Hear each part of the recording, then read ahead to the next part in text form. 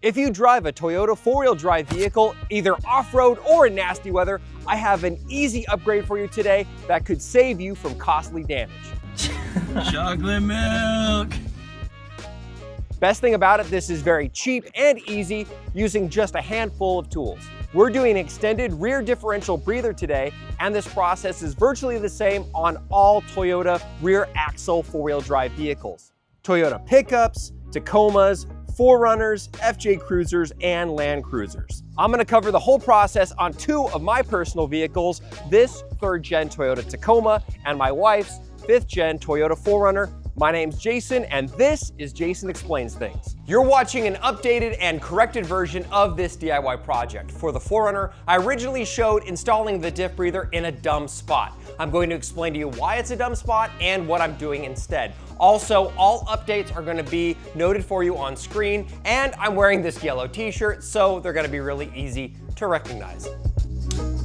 I'm curious if this one is plugged.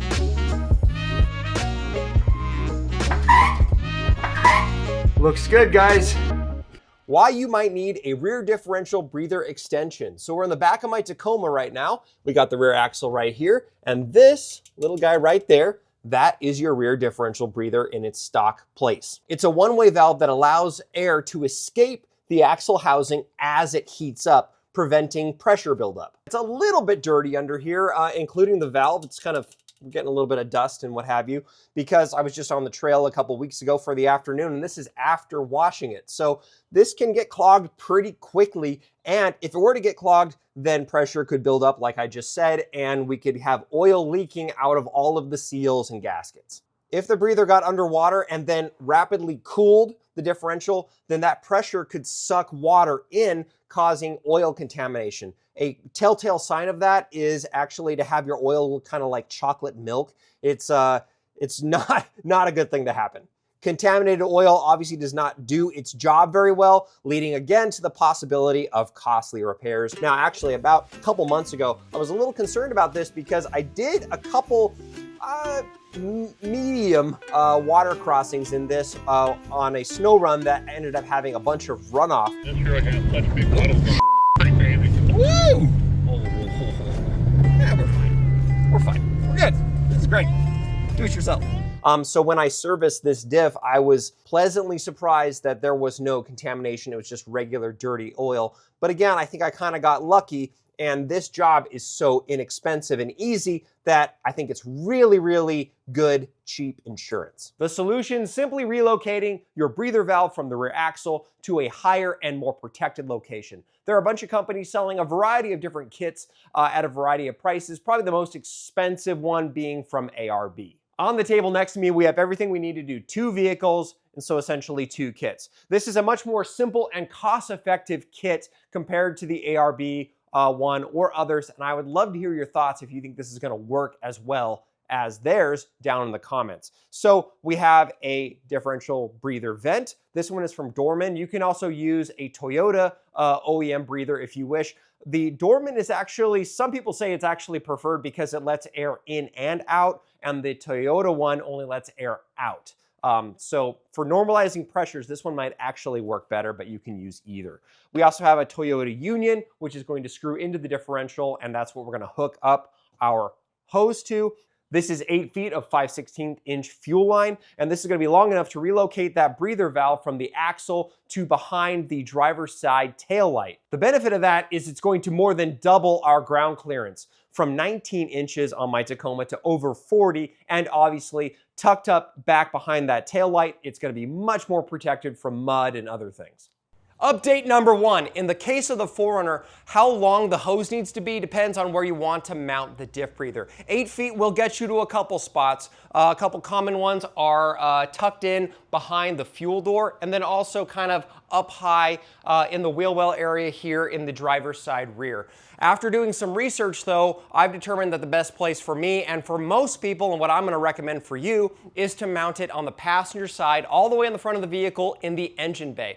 And then to do that, 8 feet is not gonna get you there. I've purchased 25 feet of the fuel line hose in the same diameter. To save yourself some money, I would recommend staying away from auto parts stores that sell by the foot and get yourself a better deal probably on Amazon, and I'll have a link to this exact hose in the description, which at the time of making this video, this hose was $25, so not too bad. Check the description for links to all of the parts and tools we're going to be using today. If you use those links, it supports helping me make these videos at no extra cost to you. Here's how to do the install. I'm dropping the spare tire on both vehicles. You could do this with the spare in place, but this is an easy way to have more room to work.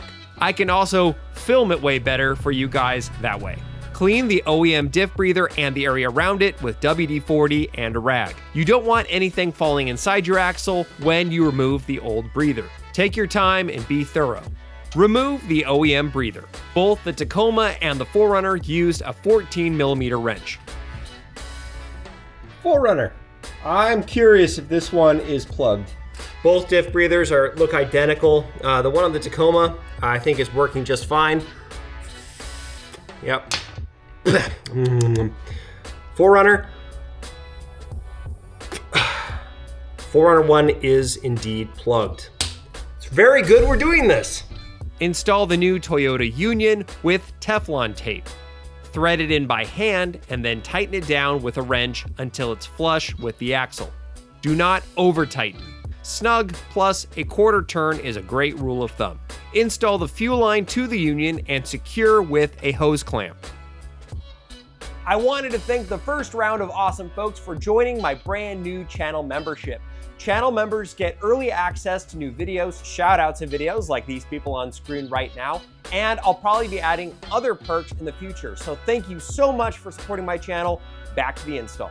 On the Tacoma, I'm going to secure the breather behind the driver's side taillight. Remove the taillight by unscrewing these 10mm bolts and then carefully popping it out. Cool.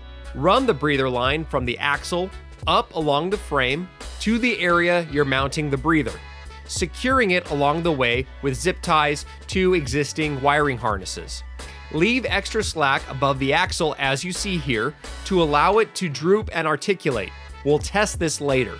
Make sure the lines are free from any interference as the axle articulates. Install the new breather valve with a hose clamp.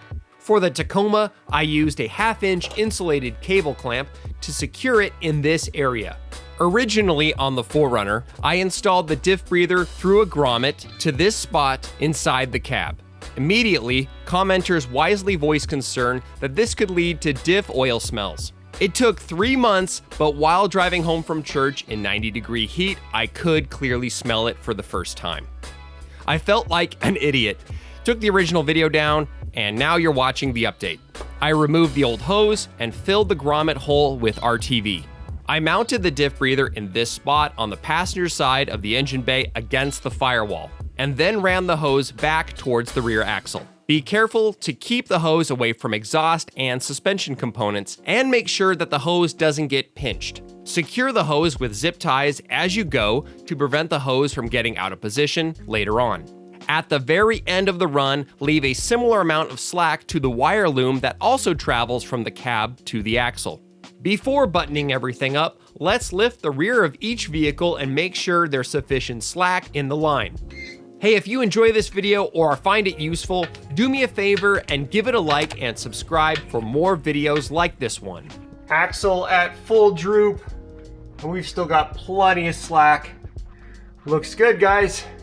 There are many reasons why this little spot here on the 4Runner was the best place for our diff breather. Number one, obviously it's up high and it's protected from the elements. Also, that's usually where Toyota also will mount them. Looking over here on my Tacoma, while I was doing some wiring recently, I found a raised breather for likely the front differential and for my transmission. I can't find any stock raised breathers here on the 4Runner, and if you know where they are, please let me know because I'd love to be able to check them periodically. I'd love your guys' thoughts down in the comments if you think that this project was worth it and if you're gonna do it. But as you saw when we were doing this, the Tacoma one, perfectly fine, but the 4Runner vent was completely plugged. So I'm very glad we did this, and I think it kind of proves the use case of why you might want to consider doing this. Lastly, I want to thank you all for pointing out my mistake. Often a little error can be corrected with a pinned comment or a note in the description, but in this case, I really felt like an updated video was the best choice.